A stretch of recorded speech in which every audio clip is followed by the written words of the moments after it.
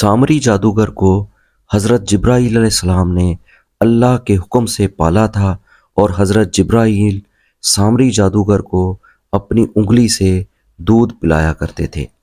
फ़िरौन की हिलाकत के बाद बनी इसराइल फ़िरौन के चंगल से आज़ाद हुए तो सब के सब हज़रत मूसा अलैहिस्सलाम पर ईमान ले आए।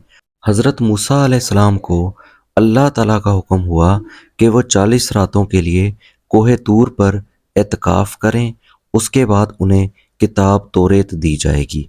चनाचे हज़रत मूसा अलैहिस्सलाम कोहे तूर पर चले गए और बनी इसराइल को अपने भाई हज़रत हारून अलैहिस्सलाम के सुपुर्द कर गए।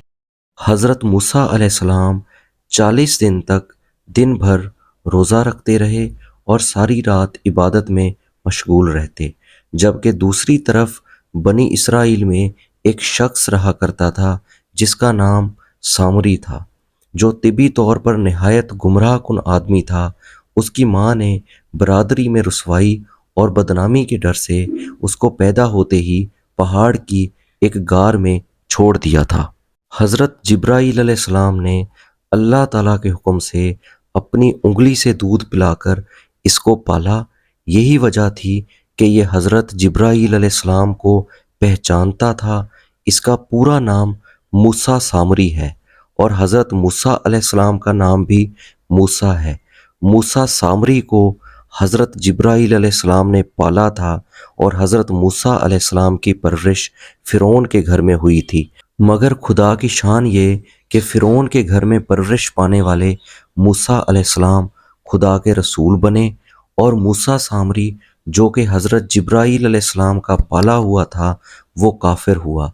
जिन दिनों हज़रत मूसा अलैहिस्सलाम कोहे तूर पर अल्लाह की इबादत में मशगूल थे, वहीं सामरी ने आपकी गैर मौजूदगी को गनीमत जाना और उसने बनी इसराइल के सोने चांदी के जेवरात को पिघलाकर उससे एक बछड़ा बनाया। फिर हज़रत जिब्राईल अलैहिस्सलाम के घोड़े के कदमों की खाक जो उसके पास महफूज थी, उसने वो खाक बछड़े के मुंह में डाल दी। वो बछड़ा बोलने लगा। फिर सामरी ने मजमा आम में ये तकरीर शुरू कर दी कि ए बनी इसराइल, हज़रत मूसा अलैहिस्सलाम खुदा से बात करने के लिए कोहे तूर पर तशरीफ़ लेकर गए हैं, लेकिन खुदा तो हम लोगों के पास आ गया है। और बछड़े की तरफ इशारा करके बोला कि यही खुदा है। उसने ऐसी गुमराह कुन तकरीर की कि बनी इसराइल को बछड़े के खुदा होने का यकीन आ गया और वो बछड़े को पूजने लगे। बयान किया जाता है कि 12,000 आदमियों के सिवा सारी कौम ने चांदी सोने के बछड़े को बोलता देखकर उसको खुदा मान लिया और उस बछड़े को पूजने लगे। जब 40 दिनों के बाद हज़रत मूसा अलैहिस्सलाम अल्लाह ताला से हम कलाम होकर और तौरात शरीफ साथ लेकर बस्ती में तशरीफ़ लाए तो कौम को बछड़ा पूजते हुए देखा तो आप बेहद गुस्से में और जलाल में आ गए।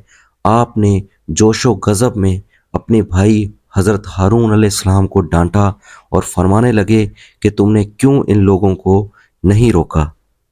और हज़रत हारून अलैहिस्सलाम माज़रत करने लगे, जैसा कि कुरान मजीद में फरमाया गया है कि ए मेरे माँ जाए, कौम ने मुझे कमज़ोर समझा और करीब था कि मुझे मार डालें तो दुश्मनों को ना हंसा, मुझे ज़ालिमों में ना मिला। हज़रत हारून अलैहिस्सलाम की माज़रत सुनकर हज़रत मूसा अलैहिस्सलाम का गुस्सा ठंडा पड़ गया। उसके बाद आपने अपने भाई हज़रत हारून अलैहिस्सलाम के लिए रहमत और मग़फ़िरत की दुआ फरमाई। फिर आपने इस बछड़े को तोड़ फोड़ कर और जलाकर उसको रेज़ा रेज़ा करके दरिया में बहा दिया।